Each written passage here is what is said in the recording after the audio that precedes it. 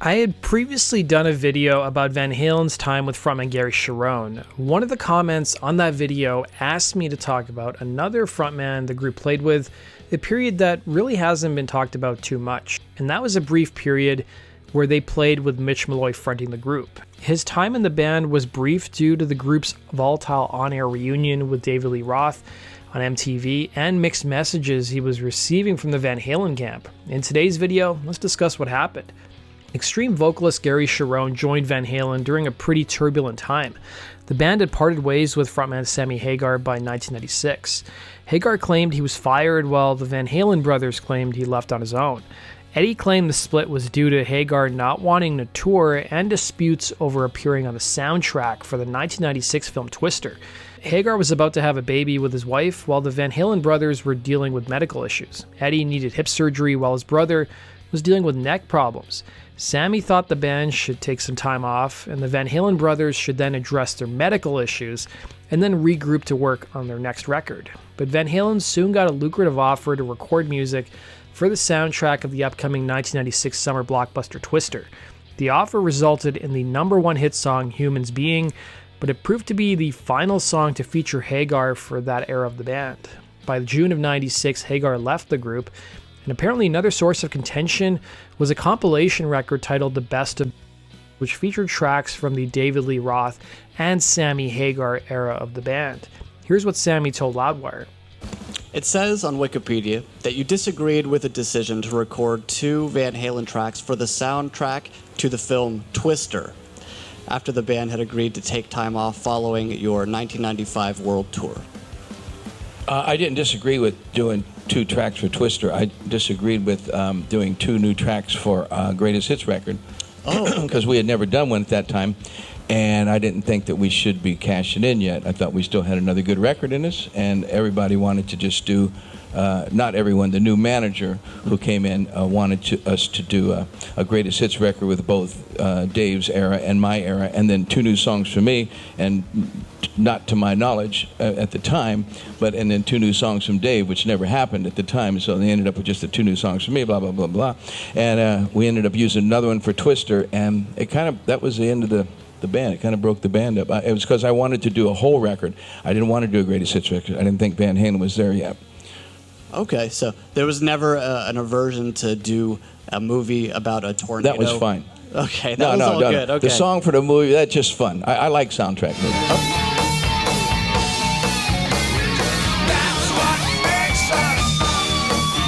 According to Eddie in 1998, Sammy didn't want to be compared to David Lee Roth, with Eddie telling Night Rider News Service that some of the band's fans thought their 1995 record Bounce was their first album, adding, "We have 12 and 14-year-old fans who didn't know the history of the band. We actually did it for the fans as opposed to what he says for the money." He himself has the 2 greatest hits out, adding that in the same interview, Hagar was asked to be a team player, and he refused. The group recorded 2 new songs with David Lee Roth for their Best Of Volume 1 compilation, Can't Get the Stuff No More and Me Wise Magic. Excitement soon grew about a possible reunion with Roth, with the band members making an appearance with the frontman at the 1996 MTV Video Music Awards. MTV even started running welcome back spots, but Eddie later remarked the band was never planning on reuniting with David Lee Roth for a tour or a new album, and the press simply blew it out of proportion. While the story goes that Gary Cherone was now fronting the group, there was actually a brief short period of time after Hagar left that the band was fronted by Mitch Malloy. Malloy even penned an article for Rolling Stone where he described what happened behind the scenes. Malloy, for his part, grew up in North Dakota before heading to Seattle to study music. He snagged a recording contract with RCA as a solo artist, with his debut record coming out in 1992. But the timing wasn't great. Grunge and alternative rock was all over the charts, and the type of rock that Malloy was playing, well, wasn't.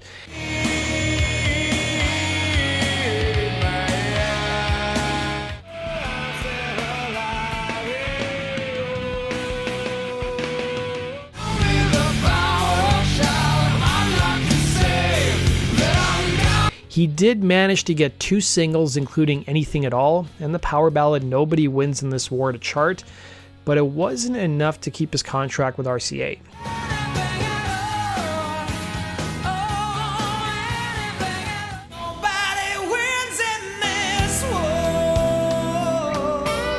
He told Fox Savannah it was MTV, really. That helped the shift happen because MTV was the biggest radio station in the world.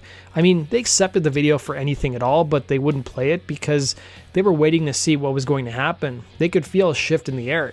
And when Nirvana came out, for them, the clear choice was let's do this and not Mitch Malloy.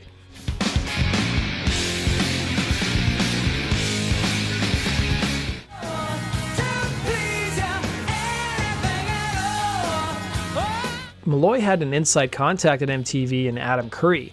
Curry gave Malloy the lowdown on why certain artists weren't getting airtime and which bands the network was planning on breaking. His second solo record came out 2 years later in 1994, and it would be his final on RCA. He soon moved to Nashville, and without a record label, he was now writing and producing, having a good deal of success working with country artists. Malloy was about to sign a new record deal when he got a call from Van Halen's people. The call came because of his road manager, the late Steve Hoffman. Hoffman had went to work with Van Halen at the time, and when Sammy Hagar left the group, Hoffman suggested Malloy to the Van Halen brothers. Malloy told Rolling Stone, "They played some of my music and my Anything at All video, and apparently they were like, holy crap, he has a combination of Hagar and Roth. It's perfect." But before he knew it, he was on a first-class flight to LA. Upon arriving in California, the first day was a day off, so Malloy and Eddie went grocery shopping. But Malloy was a little shocked at how Eddie was driving in his new Porsche and was worried that he may get famous by being in a car wreck with a guitarist. The guitarist told the prospective singer that this wasn't an audition, it was just a chance to hang out with each other. They ended up playing some songs together, including Panama, Don't Tell Me What Love Can Do, and Ain't Talking About Love.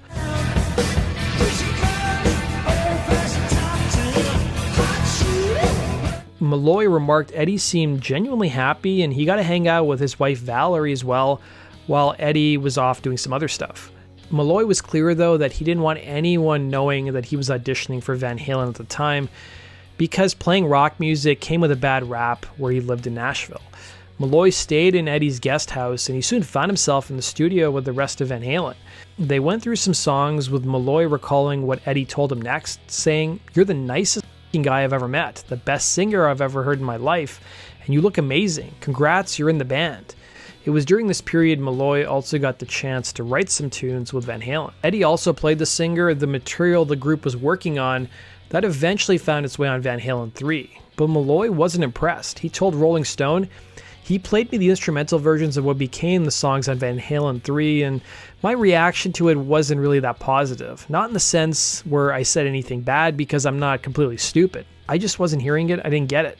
He didn't play me anything that I was excited about except one song. And he seemed almost pissed off that I was excited about the one song. It was the one that sounded the most like older Van Halen. One song that was given to Malloy was It's the Right Time. Malloy recalled, it was just a really, really bad song. He'd written it with two amazingly talented people, Glenn Ballard and Desmond Child. You would think it was going to be an amazing song. Well, it wasn't a good song. It was a bad song. It's the right time to hit full stride and take one. It was following this time hanging out in California that Malloy went back to Nashville and didn't tell anybody that he was now the frontman for Van Halen. Ed let Malloy know that they'd recorded 2 new songs with David Lee Roth for a best-of compilation that was soon coming out. Ed also mentioned the MTV Video Music Awards, but never made any mention that David Lee Roth was going to be joining them on stage. Eddie reportedly told Malloy, "I've become a dentist. Getting the vocal out of Roth was like pulling teeth," to which Malloy responded, "Oh, okay, I get it." It was during this time Eddie also opened up to Malloy about his sobriety and how he struggled to write unless he was drinking. So fast forward to September of '96, Malloy had gone back to Nashville, but he tuned into the MTV Video Music Awards to see Van Halen. Comedian Dennis Miller introduced Van Halen, and much to Malloy's surprise, Van Halen came out on stage with David Lee Roth. Malloy was confused. What was Dave doing on stage with the rest of the band? To those in attendance that night and those watching at home, it seemed like the band was reuniting with Dave. Even Malloy admitted that he himself, being a huge fan, wanted Dave back in the band. Malloy later learned from Eddie that MTV was playing a bit of hardball with the group. They basically told the members of Van Halen that if they wanted to continue to be supported, they had to come on stage at the MTV VMAs with David Lee Roth. A week after the MTV Video Music Awards, on September 11, 1996, Mitch's people sent a letter to Van Halen's camp saying that he was now dropping out of consideration for fronting the group. He instead wanted to pursue a solo career in Nashville, but thanked them for the memories. It wasn't long after the frontman got a frantic call from his friend Steve Hoffman, who told him the band loved him and he shouldn't have sent the letter. Rolling Stone reached out to Van Halen's then manager Ray Daniels, who told the magazine that he confirmed he received the letter, but he didn't realize until he saw it that Malloy had been left with the impression that he had the gig. Mitch told Fox Savannah, "I was shocked when I saw them with Dave. I just knew this gig came with a lot more baggage than I wanted to take on." After the letter reached Van Halen's people, Eddie did call Malloy and apologized, and Eddie told the frontman about how things went down with Dave and how ugly it was and how he almost punched the frontman. He even got a chance to talk to Michael Anthony, who apologized for how the band treated him. It wasn't long after this, in October of '96, David Lee Roth put out an open letter claiming the band had worked with 2 singers, and shortly afterwards, Gary Cherone was announced as the new frontman. Behind the scenes, things got ugly between Dave and Eddie. It was at the MTV VMAs. The band talked a lot in the press about focusing on Eddie Van Halen's hip surgery, while David reportedly said backstage, "Tonight is expletive about me, not Eddie's hip." Well, what happened at the MTV Awards that changed the nature of your relationship with David? It wasn't his onstage antics, which for one I thought was embarrassing. And disrespectful to Beck? Very disrespectful to Beck, as he's trying to thank, people, his acceptance speech, whatever. Dave's behind him doing his shtick, and it's like, I don't know. To me, it was embarrassing. But it was more so backstage, where he basically spit in my face. Wait. We get shuffled off to the first mob press conference, and everyone, yelling, screaming questions, and Dave just wasn't answering any of them. He was doing his up and bottom, best piece with the pops. So I just kind of walked up and said, "Look, everybody, here's what's happening. 2 songs, best of Volume 1. One of us would like us to do 2 videos, and that is it. If you think we're going on tour in the summer, forget it." All while this was happening, Gary Cherone claimed he was already in Van Halen, but it hadn't been announced yet to the press. Gary also indicated that Roth may have been used to drum up interest in the band's Best of Volume 1 release, with Cherone telling Rolling Stone in 2012, "I remember one morning getting up to go to the studio, and no one told me all this press was interviewing the Van Halen guys because of the VMAs and all the stuff. They told me, 'Gary, no one knows you're in the band.' I remember bumping into a photographer from Japan, and he knew me from Extreme. He goes, 'What are you doing here?' I go, 'Nothing.'" So how did Cherone end up in Van Halen to begin with? Well, his band Extreme, who were best known for the song More Than Words, had disbanded earlier in the year. In the summer of '96, Cherone received a surprising call from his manager Ray Daniels to audition for Van Halen. It turned out Daniels was managing both groups. Cherone eventually got the gig and went on to record and release the much maligned Van Halen 3 album in 1998.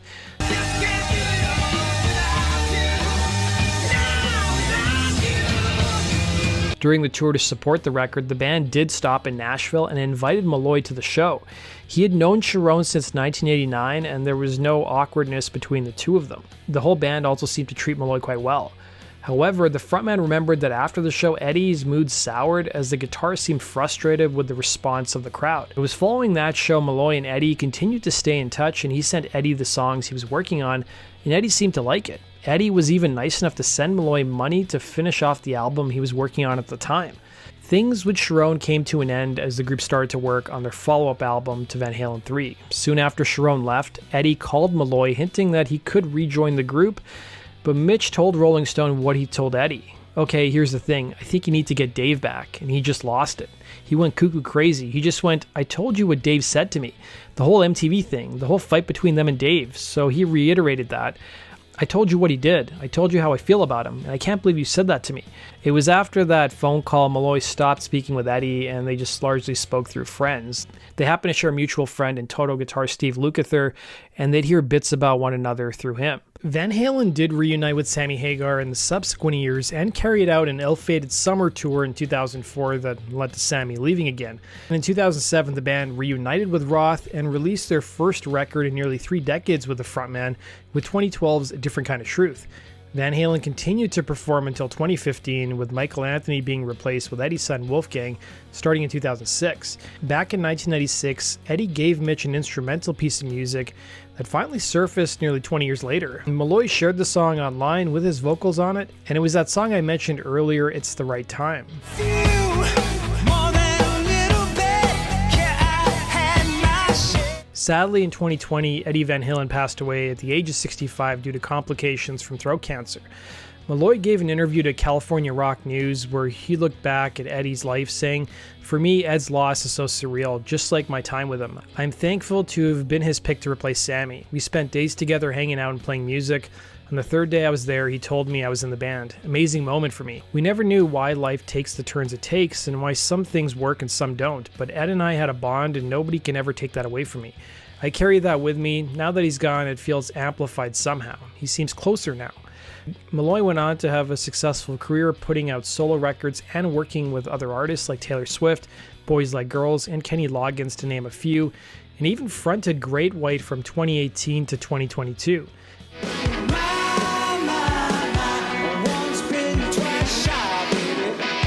That does it for today's video, guys. Thanks for watching, and we'll see you again on Rock and Roll True Stories. Take care.